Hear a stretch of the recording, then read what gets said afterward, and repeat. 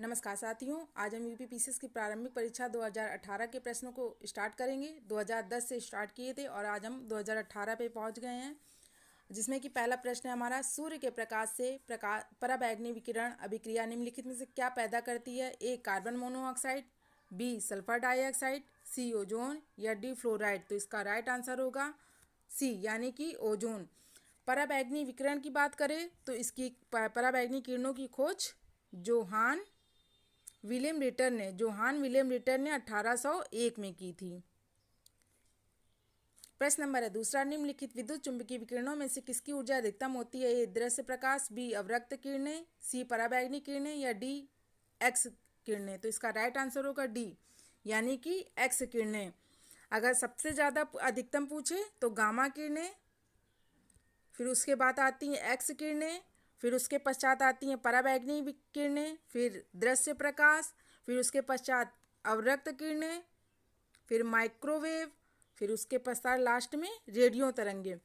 विद्युत चुंबकीय तरंगे की बात करें तो ये वे तरंगे होती हैं जिन्हें संचरण के लिए भौतिक माध्यम की आवश्यकता नहीं होती है, तथा ये जो विद्युत चुंबकीय विकिरणें होती हैं ये निर्वात में भी संचालित हो सकती हैं। प्रश्न नंबर है तीसरा, निम्नलिखित तत्वों में कौन अर्धचालक है? ए एल्यूमिनियम, बी सिलिकॉन, सी चांदी या डी सीसा। तो इसका राइट आंसर होगा बी यानी कि सिलिकॉन, और एक और है जर्मेनियम। ये जो दोनों जो हैं अर्धचालक तत्व होते हैं। प्रश्न नंबर है 4, निम्नलिखित में कौन सामान्य परिस्थिति में वृक्ष के पत्तों की सरसराहट का डेसिबल स्तर प्रदर्शित करता है? ए 10 डेसिबल, बी 20 डेसिबल या सी 60 डेसिबल या डी 100 डेसिबल। तो इसका राइट आंसर होगा बी यानी कि 20 डेसिबल। 20 डेसिबल जो होती है सामान्य परिस्थिति में वृक्षों की पत्तों की सरसराहट को डेसिबल में प्रदर्शित किया जाता है, और 10 डेसिबल जो होती है ये सांस लेने की जो आवाज़ आती है वो 10 डेसिबल होती है। 60 डेसिबल की बात करें तो जैसे किसी रेस्टोरेंट में आपस में लोग बातचीत कर रहे हैं तो हमारी 60 डेसिबल में आ जाती है। प्रश्न नंबर है 5, निम्नलिखित में से किसका वेग अधिकतम होता है? ए कॉस्मिक किरण, बी प्रकाश, सी इलेक्ट्रॉन या डी पराध्वनिक। तो इसका राइट आंसर होगा बी यानी कि प्रकाश।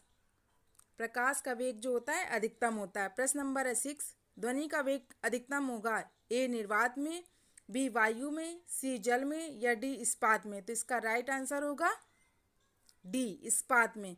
ध्वनि जो होती है, ध्वनि का जो कंपन होता है ये किसी भी ठोस, द्रव या गैस तीनों में संचारित हो सकती हैं। ध्वनि द्रव पदार्थों की तुलना में ठोस पदार्थों में तेजी से गति करती हैं, और ध्वनि की जो इकाई होती है वह डेसिबल होती है। ध्वनि की इकाई डेसिबल होती है। प्रश्न नंबर है 7,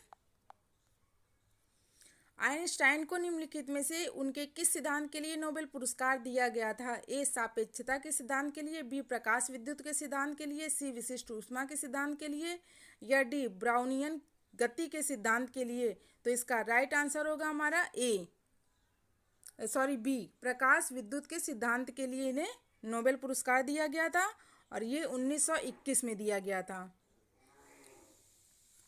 प्रश्न नंबर 8, निम्नलिखित युग्मों में से कौन सुमेलित नहीं है?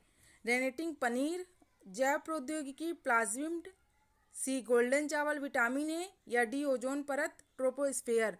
तो पूछा है कौन सुमेलित नहीं है, तो डी सुमेलित नहीं है, क्योंकि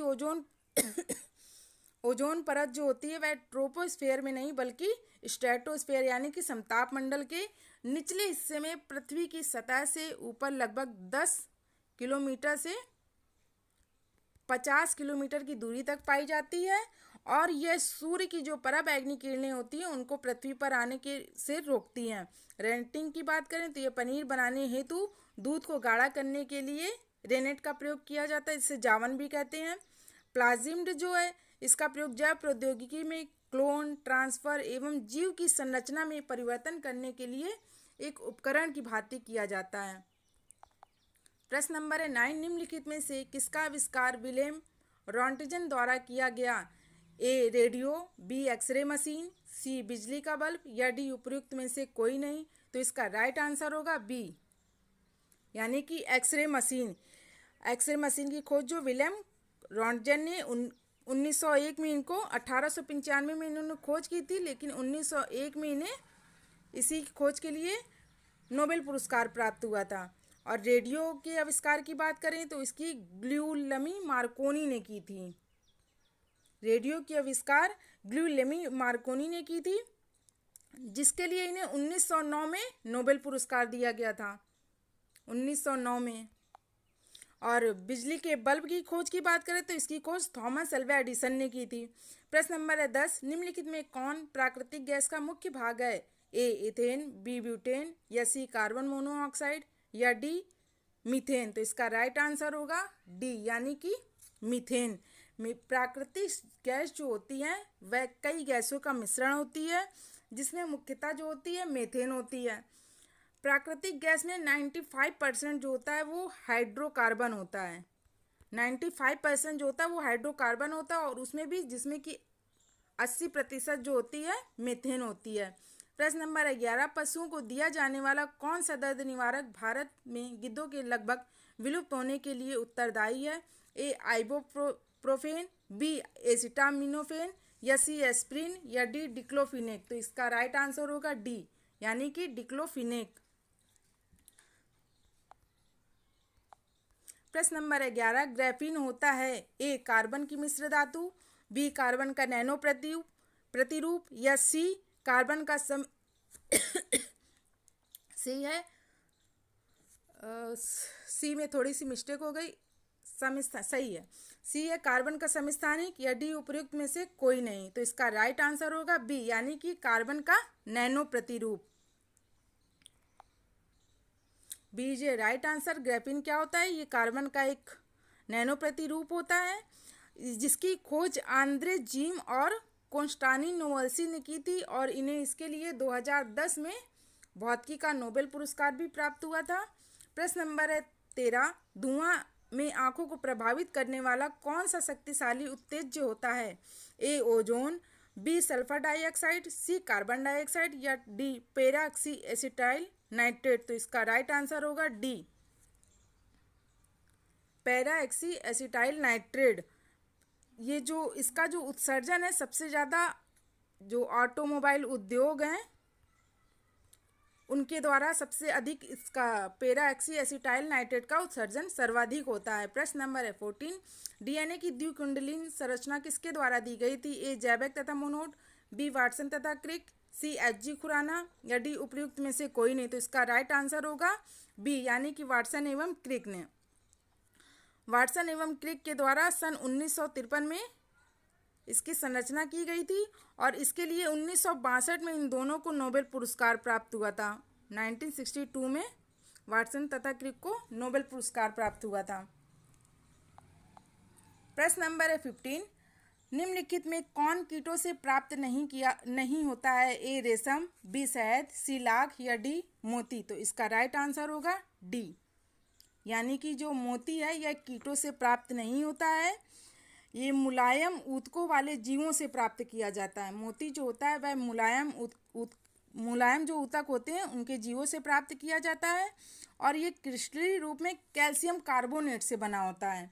मोती जो होता है वह कैल्शियम कार्बोनेट से बना होता है। और रेशम की बात करें तो इसे रेशम के जो कीड़े होते हैं कोकून, उनसे प्राप्त किया जाता है, और शहद मधुमक्खी कीट पालन से प्राप्त किया जाता है। प्रश्न नंबर है 16, निम्नलिखित में कौन विटामिन सी का सबसे अच्छा स्रोत है? ए संतरा, बी सेब, या सी गाजर, या डी आंवला। तो इसका राइट आंसर होगा डी, यानी कि आंवला।